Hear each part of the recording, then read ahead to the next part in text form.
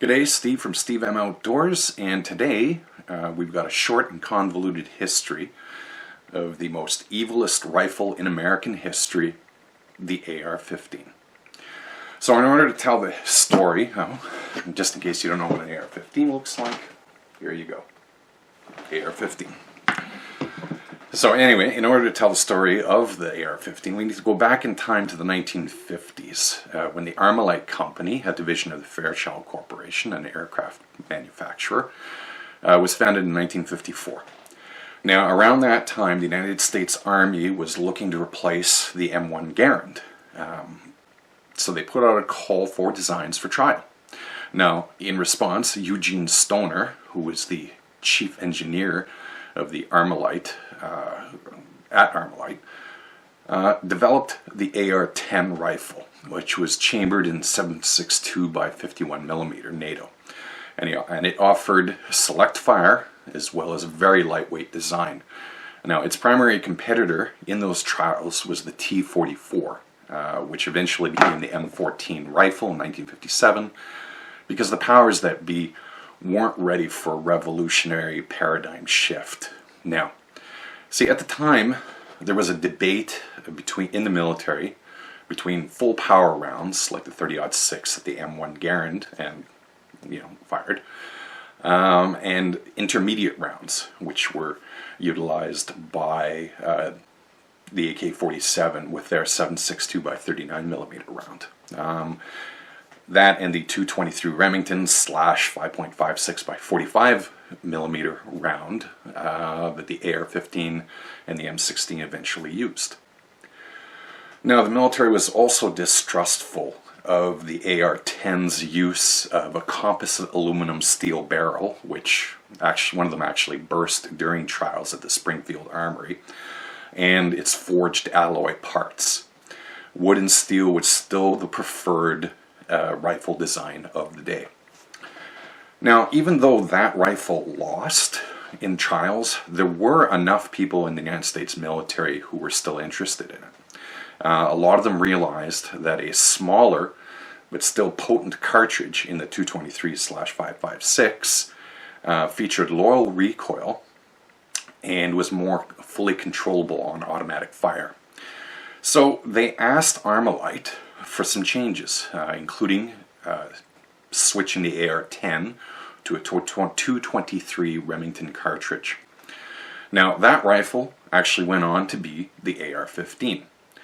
Now, unfortunately, at that time, Armalite was starting to have some financial problems, and in 1959, the company sold both the AR-10 and the AR-15 to Colt, who ended up modifying it into what eventually became the M16 rifle. Now, slightly confusingly, in 1964, Colt then started making a semi-automatic version, which they called the AR-15, and that was for civilian sales. So I'll address this right now so that there's no confusion. AR-15 does not stand for Assault Rifle 15 or Automatic Rifle 15. It stands for Armalite Rifle 15. The AR-15 is not an automatic rifle, and it's not an assault rifle. Now, although the AR-15 is an indelible part of today's gun culture, that wasn't always the case. Although gunnies liked the rifle, it wasn't especially desired for most people. Most people were still wood, steel, old school kind of rifles. We were still years away from the rise of the tactical shooter, where everyone wants to be kitted up like a Delta operator. Many would argue that it wasn't until the 1994 assault weapons ban in the United States that the popularity of this rifle started to surge. Now, that act limited some of the features that you could have in an AR-15, or for that matter, any semi-automatic rifle with a detachable magazine, and that includes flash hiders, pistol grips, collapsible stocks, bayonet lugs, and it also barred the production of any magazine with more than 10 rounds of capacity. Now, in 2004, that act was sunsetted, and it was then that the AR-15 really started to explode in popularity. Now, I have a feeling that the demand for the rifle was primarily stoked by the fact that they were tightly regulated And just like banning alcohol in the 20s, denying someone something only makes them want it more. I think you also saw that in the panic buying during the Obama administration and in the run-up to the 2016 presidential election. So how many AR-15s are out there in the hands of people today? Your guess is as good as mine, because there's probably millions and millions of them out there. So on to technical details. A lot of people believe that the rifle operates with what's called a direct impingement system, which is a fancy way of saying it directs gas from the fired cartridge through the barrel to actuate the bolt carrier to cycle the action. You probably didn't see that. So gas goes down the barrel, is captured. Some of it is captured here. Tube sends it back, and it cycles the action. Now, none other than Eugene Stoner, who actually designed the system, disagreed, and he described it as an expanding gas system. So how the rifle works, like I said, is it's tapped from the barrel as the bullet moves past the gas port, which is located just above the front sight base, and this would be the front sight base right here. The gas expands into the port and down a gas tube, which unfortunately you can't see here, but don't worry, I'll answer that for you. Located above the barrel that runs from the front sight base to the upper receiver, which would be right here. Now here the gas tube protrudes into what's called a gas key, which is in the bolt, and it accepts the gas and it funnels it into the bolt carrier. Now, obviously you couldn't tell too much from this, so here's an excerpt from 1966 United States Army video showing how the system works. When the round is fired, gas from the burning powder forces the projectile through the barrel.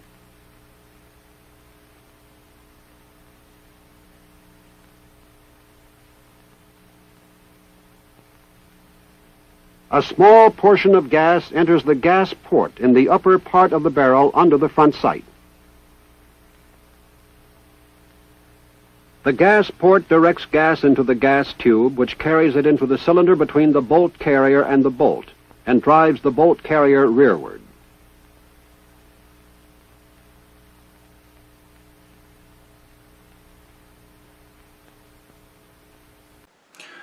So whether you want to call it an expanding gas system or direct impingement system really is up to you. I think most people really don't care about the minutiae of how the rifle cycles. Stoner called it one thing, most people call it another thing. It's up to you what you like.